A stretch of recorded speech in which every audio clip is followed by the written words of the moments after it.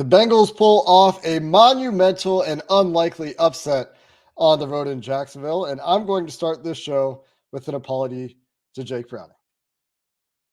You are Locked On Bengals, your daily Cincinnati Bengals podcast, part of the Locked On Podcast Network, your team every day.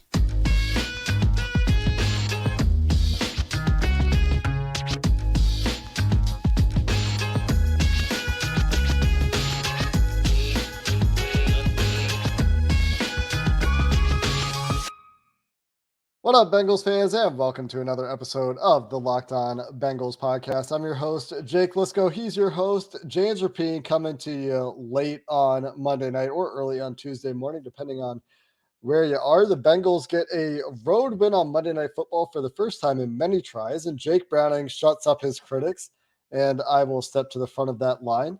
You can find us, if you're new to the show, on YouTube, anywhere you get your podcasts, and we appreciate everybody who makes us their first listen and is an everydayer. And James, I've got an apology. I've got a prop. I've written my apology letter. What do you think? Are you also apologizing to Jake Browning, or is it just me? No, I'm not apologizing to Jake Browning. I think he played great on Monday night. He was awesome. And whether it's numbers-wise or eye test-wise, he passed all of that. Last week he passed the numbers test, but not the actual eye test. But 32 of 37, 354, a touchdown, another rushing touchdown, finding Jamar Chase on 3rd and 1 for a 76-yard explosive play, going off script when needed. I mean, everything you could ask for. Multiple nice throws outside the numbers and on bootlegs. This was a Jake Browning that people inside the building said existed, but I think even they're pleasantly surprised with how he performed, given the environment, given how fired up Jacksonville was. This is the first time they had a Monday Night Football game here, Jake, since Andy Dalton's rookie year. Mm-hmm. Like, this was a big, and I've been in Jacksonville the past few days, spoiler alert, for those that haven't noticed my awful setup on YouTube, and it's been buzzing with, man, Monday Night Football. And so to come in here and to play like that, heck of a performance. But go ahead. You have an apology you want to grant with Jake Browning? Go ahead. I've written my letter. Dear Jake, I'm sorry for those first quarter tweets. I'm sorry I doubted your ability to play on time and manage the offense. I'm sorry I doubted your decision-making. Great game, great throws, great calls, and great balls to stand in there and play in the clutch and under pressure. Looking forward to seeing you in Week 14 against the Colts. Yours truly, Jake Lisco. P.S. Sorry to the rest of the team, too, for the doubt. Great effort. Great W. I was harsh on Jake Browning. Coming up into this game, I was harsh on Jake Browning in the first 2 drives of the game.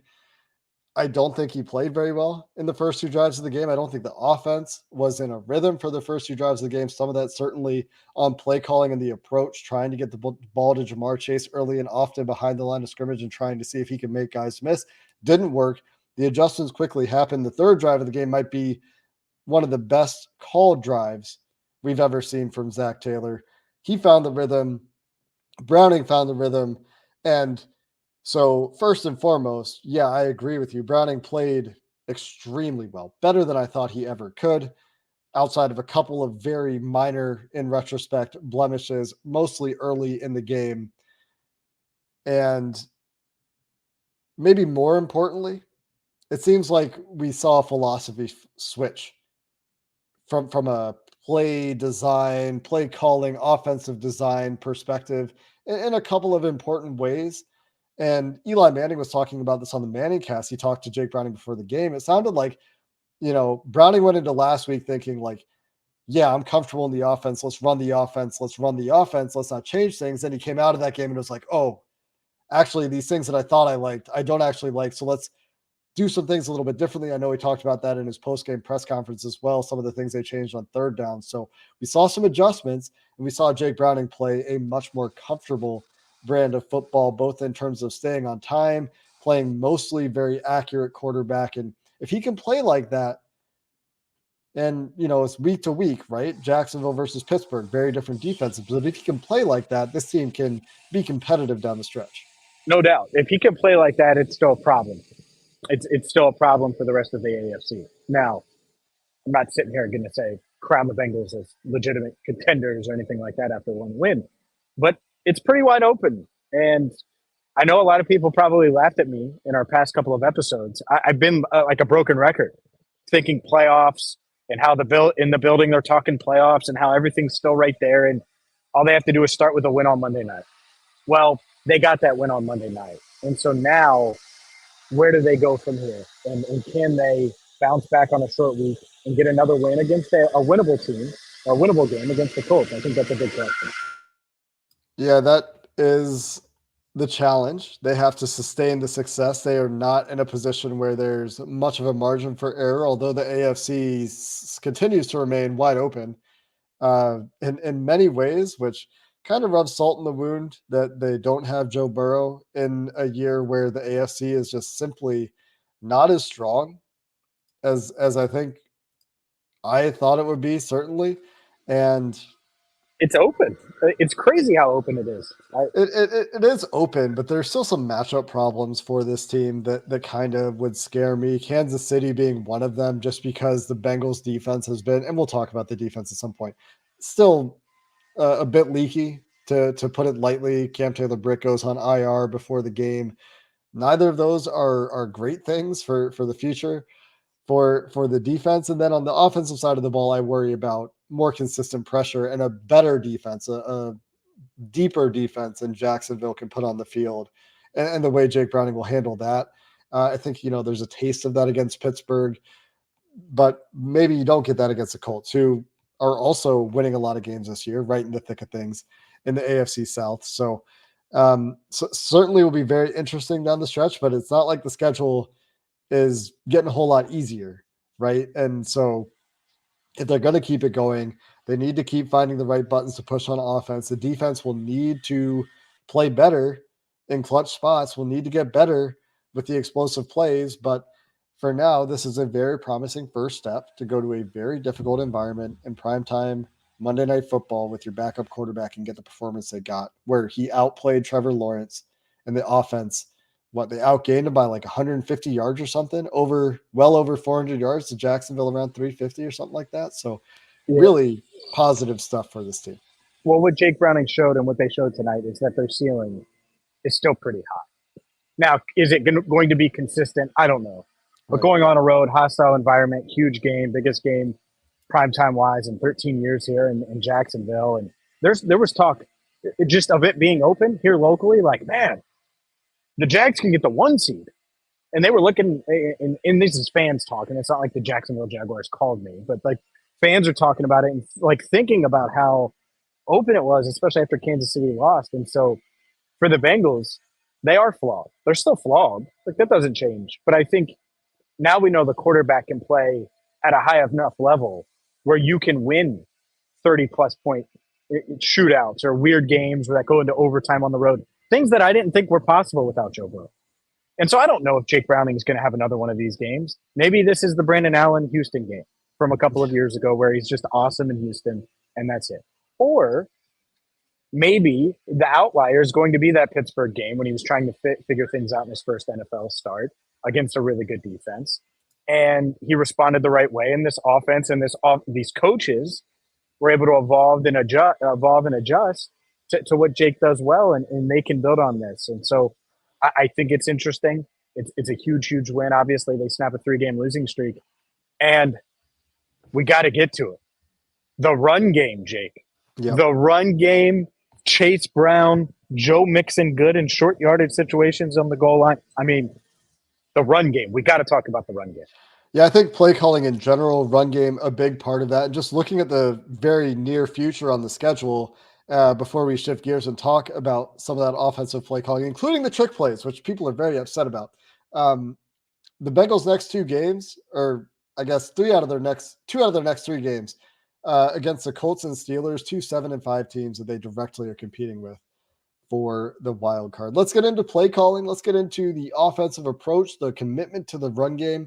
We'll do that coming up next. Today's episode of Locked On Bengals is sponsored by Gametime. If you are in the market for tickets for a Bengals game or any other event, you shouldn't have to worry. It shouldn't be stressful. Gametime makes it fast and easy to buy tickets for all the sports, music, comedy, or theater events near you with killer last-minute deals all-in prices, views from your seat, and their best price guarantee. Gametime takes the guesswork out of buying tickets. Love the best price guarantee. If you find the same tickets in the same row on another platform for less, Gametime will refund you 110% of the difference. So take the guesswork out of buying tickets with Gametime. Download the app, create an account, use promo code LOCKEDONNFL for $20 off your first purchase. Terms apply. Again, you can create an account and redeem code LOCKEDONNFL, LOCKEDON NFL for $20 off. Download the Gametime app for last-minute tickets. Lowest price guaranteed. Today's show is also brought to you by Schultz Jewelers. And Schultz Jewelers is a one-stop shop. Look, you're looking for the perfect piece for her. Christmas is 20 days away. Well, you can get it with Schultz Jewelers. Anything from, maybe you want to get her a chain, like that Joe Burrow chain, or if you heard Joe Burrow's post-game, or Jake, man, I'm messing up the names here. Jamar Chase's post-game comments about wanting to be a villain and be an evil guy. Well, you can get a chain like that that says maybe villain on it. The point is they can make your custom piece for you. You can get the perfect diamond ring for her if you want to have that holiday proposal, or anything in between.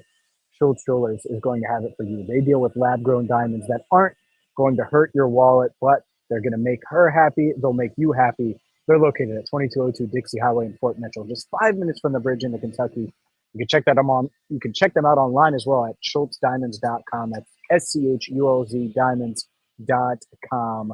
We know the Bengals strive for perfection, and they handled business on Monday night. Schultz Jewelers strives for perfection too, because when it has to be perfect, it has to be Schultz Jewelers. Let's talk offensive approach, play calling on early downs in this game, James. The Cincinnati Bengals ran, let me make sure I have this exactly right, 28 running plays and 29 passing plays. They committed to the run game. They were balanced in the run game. You had Chase Brown get an opportunity, show that he could be a viable change of pace back for this team, could make plays, could be the guy that could rip off the explosives and use his speed to his advantage. And on the other side, you had Joe Mixon being the veteran back. He didn't have as many negative plays. He was on a success rate basis, meaning plays that added positive EPA at a higher rate than Chase Brown. He was very good in the red zone where he punched 2 rushes in for touchdowns. So Zac Taylor redemption game. I mean, the offense has been under so much heat, and we'll talk about the trick play calls too. But the offense has been under so much heat for their approach in recent weeks, especially with Jake Browning. And we saw a big swing in this game to a very positive effect. We did. And what an aid it was for Browning, because as good as he was, he admitted how helpful, how beneficial it was to have a rushing attack. And he mentioned even on the 3rd and 1 that they might not have gotten that look. And he said there's a chance it was busted coverage, but they might not have gotten that look had they not been running the ball so effectively. And Joe Mixon, to me, being as good as he was in those short yardage situations, like that first touchdown run was awesome because he was able to keep his body off the ground somehow and extend and be strong enough and have the strength and power and just the discipline to stay off the ground enough to get that ball across the goal line. And then obviously Chase Brown. This is what we're talking about with change of pace, Jake. Chase Brown brought the change of pace. 9 attempts, 61 yards, had a 31-yard rush, which is the longest that the Bengals have had all season long. Had a 15-yard run as well. Those plays are huge. One, it's a big play for the offense. 2, it keeps the defense at least having to worry about it. Now, from moving forward, defensive coordinators are going to know that Chase Brown is capable of breaking off a big run, and they're going to look at that. And now that it's on film, they haven't had much of that this year. And the other part of it, like I said, Mixon was good, and late in the game he had some nice runs as well, but good in those short yardage situations. Keeping him fresher is a heck of a way to – or is good for this offense. It's good for him so he can be successful in those situations. So I think it was a heck of a job by Zac They run the ball on the first play of the game, the first Mhm. two plays of the game, and it was like, oh, one for Joe Mixon, one for Chase Brown. By the way, Chase Brown had the 5 of the first 6 carries of the game in the first quarter. Mixon only had 1 carry, and Brown was running the ball well. And then they got to Mixon and turned to him. It was a good balance, and I think that has to be the blueprint moving forward. Not that they're going to run it 28 times every week, but that you can hopefully get that kind of efficiency, some explosiveness out of the ground game, because, whew, it was a heck of a show. I mean, I was entertained, and I thought Joe Mixon looked. I know the average says 3.6 a carry. Some of that was because of the late game runs Mhm. at the end of overtime. But overall, I think both guys did really well. Yeah, both players I thought played well. I guess if there's a way to guarantee you're going to get Chase Brown the carries, you do it in the first quarter. You know, if you're like, oh man, we really want to get Chase Brown some carries, you make sure you do it early because they did go away from him late. Not entirely. He had a carry in overtime, I think, right after I tweeted, I think, like, man, I can't believe they've entirely gone away from Chase Brown here. The way he's been running the ball, the way he's been pretty good. Um, but he ends up with 9 carries after starting the game with, you said 5 of the first 6 carries were Chase Brown. So would like to see them stick with that a little bit longer, but I also understand, there's a huge trust element with Joe Mixon in terms of ball security, in terms of doing his job, in terms of being the veteran. And he did do his job and he was a veteran on those plays. And so I kind of understand where the coaching staff is coming from there. In addition to that, I think, something that I'll dive into a little bit more when we've had time to digest and review what the Bengals did in this game, but obvious more boot stuff, more play action stuff. The RPOs that they were running in this game were targeted past the line of scrimmage much more than we've seen from them for the most part this season. Um, Jake Browning did still have, I think, 10 passes behind the line of scrimmage. His average depth of target was very low, but he was very good throwing the ball downfield, hitting, I think, 9 of 9 on passes aimed 10 plus yards downfield. And that's generous. A couple of those might be 9.5, but in that range, in that intermediate to deep range, including the deep ball to Jamar Chase, he was very good in that part of the field. And some of that is the running game, the way the defenses are going to play Jake Browning differently than they're going to play Joe Burrow. But the trick plays nearly cost them this game. There are a couple of things that this game kind of could have spun on had they lost this game. And I know there are fans out there that are probably thinking they just cost themselves draft position. We'll see. But the Jaguars had 3 fumbles. They recovered all of them. They scored a touchdown off of a dropped interception by Dax Hill. And the Bengals gave up 10 points on failed trick plays, one of them leading to a 7-yard loss as Evan McPherson subsequently doinked a field goal from 57 yards off the crossbar. And one of them led to a touchdown because Tyler Boyd threw a pick in the red zone, which is insane. So on the one hand, people are really upset with the play calls because the offense is working and you take the ball out of the normal structure. I'm more upset with the execution personally. I think you call trick plays and the worst case outcome should be an incomplete pass. And they got unfathomably bad outcomes out of those trick plays. Yeah, the Boyd one, it's questionable. I get why you'd question the play call because the way the offense is rolling. The And they decision, already failed the throwback earlier in the game. Yeah. but the decision for Boyd to throw it, you're still a receiver. Run, Tyler, run. Like he could have just turned upfield and ran. And if you get a yard or you don't, who cares? It's no harm, no foul. You can't have that disaster of a play on first down. And it felt like that was it. Like that was going to be where the game, the reality check, the tires come to a screeching halt, and that's it. Upset alert over. And to the Bengals' credit, they rallied. But I agree with those that question that call. The other one, it was just weird. I don't know. Like you just want to throw it back to Jake Browning and have Jake Browning run. Like I don't love that. I don't love the decision. And even though he can run, I just don't. I don't think it really makes much sense. But the Boyd one, I agree. The execution part of it is something that you don't want to see. And Zach afterwards said they have ran that play before. They ran it against the Jets last year in the win, and they ran it against the Browns as well. So sometimes they work, sometimes they don't.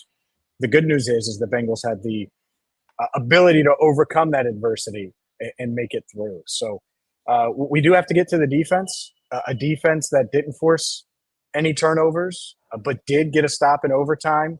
And so let's discuss the Bengals defense coming up next.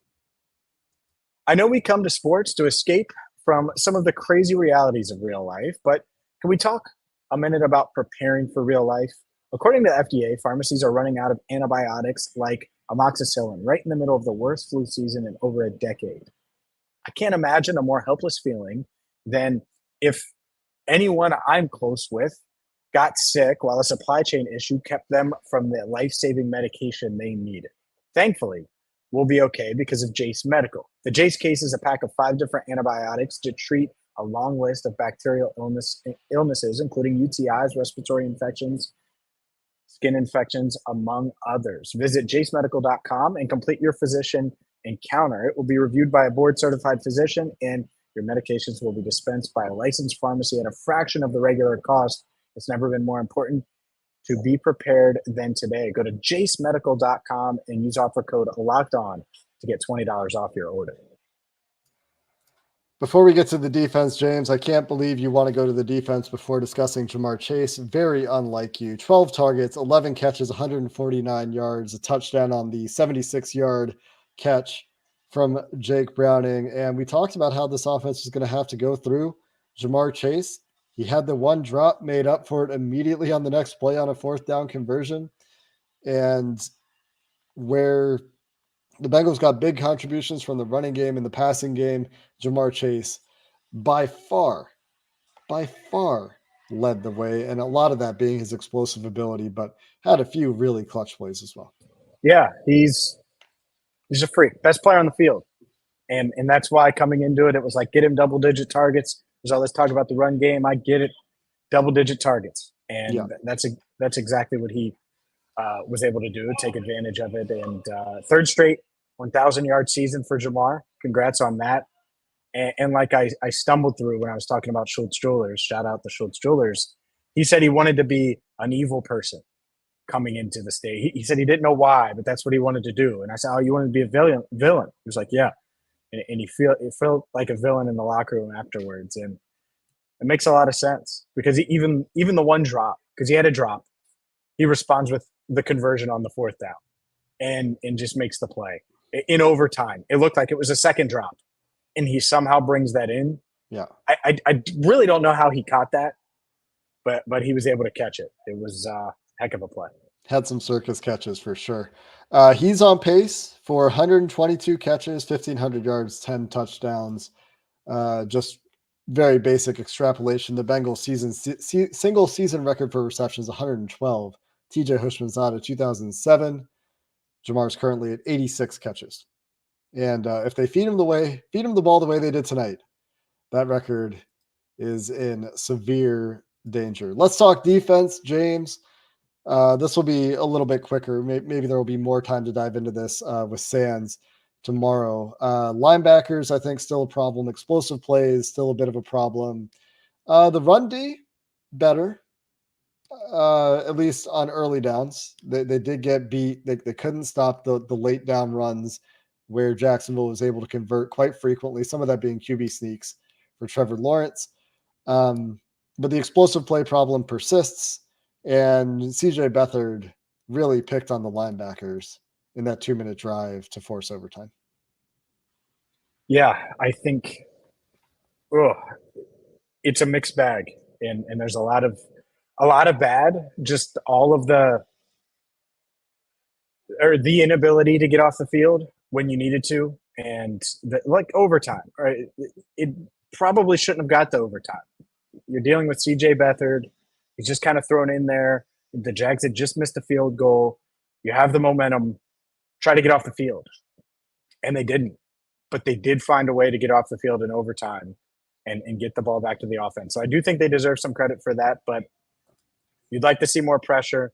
You'd like to see less breakdowns on the back end early in the game. The first play, Christian Kirk just wide open downfield. And if it's a better ball, Kirk might not get hurt on that play. It was a weird groin injury. Yeah. And those are the type of plays that just continue to happen. Evan Ingram just randomly being open. Obviously, he had a touchdown as well. A lot. And so you win, but there's a lot to improve on and things that this defense is going to have to be better at if they are going to continue to win, because the offense isn't going to put up 34 every week. You're going to have to do more on defense. A couple shout outs on the defensive side of the ball after we talk about the things that didn't go great, because it wasn't great, but Mike Hilton eye test stats looks great. 2 tackles for loss, had a clutch pass defense against Calvin Ridley in the end zone. And that is a tough matchup. The best receiver for the Jacksonville Jaguars against Mike Hilton there. That was a clutch play for him. Joseph Osai showed up a little bit this week. Had a sack technically, had a couple other QB hits. He popped a couple times pass rushing from the inside, from the interior, from 3-tech. Like to see that. Trey Hendrickson had a couple big plays of his own, as we're used to from Trey. Sam Hubbard and BJ Hill combined on a nice stunt to get a key sack to help get off the field. Hubbard also had a couple nice plays in the run game. So shout out to those guys. Those guys just popped on first look, and we'll have to see on tape after that. I think Jordan Battle had a couple nice plays as well. Maybe got beat once as the flat player in cover 2, I want to say, unless it was either way, he was underneath and there was a hole shot completed over his outstretched hand. But nice game for Jordan Battle, filling up the stat sheet as well. For the rest of the guys, we'll have to see what's going on tape. Didn't see a whole lot of Myles Murphy in this game, which was a little bit surprising after last week. And Dax Hill, man, this isn't a shout out, but got to catch that ball. That was an unfortunate play. That's a 7-point swing right there, if not more. And the defense gave up 31 in the end, but 7 points of that comes right after Tyler Boyd's pick in the Bengals' own red zone. And you got another 7, unless this was the same drive and I'm just confused. You got another 7 when Dax Hill doesn't come down with that interception. Yeah, it's a huge play, and that's the turnover. That's the type of game-changing plays I think this defense is just going to have to need. Maybe not. Maybe they can become this defense that just doesn't give up as many yards and those type of opportunities, depending on the opponent. But against these explosive offenses, these talented quarterbacks like Trevor Lawrence, hopefully he's okay, by the way, I think they're just going to need to be this turnover-forcing type team that is able to take advantage of their opponent's mistakes. And so that is one Dax is probably kicking himself for, and rightfully so, because it was right in his hands, and it perfectly bounced. It's not like he knocked it to the ground. It bounced perfectly into Parker's hands for the touchdown. Yeah, and I just point all of that out to say that, the Jags also missed a field goal, but it didn't need to even be quite as close as it was. The Bengals did get a number of good third down stops. The Jags punted 5 times in this game. The Bengals only 1, which you love to see. Last little thing there is, let's carry this aggressiveness over to Joe Burrow playing quarterback as well. Only 1 punt in this game, including going for it on 4th down a couple of times. We'll talk with Sands coming up this week. Talk about some of the things that we saw from an offensive approach perspective that might be translatable to Joe Burrow's return to the eventual offense in the future. What's sustainable this year? We'll talk about the linebackers a little bit. Talk about what's going on the defense. So we'll have more to talk about for this game before we quickly switch gears. We're on a modified schedule with Monday Night Football and get into a first look at the Colts coming up after that. But until then, thanks for listening to this episode of the Locked On Bengals podcast. Hoo day, and have a good one.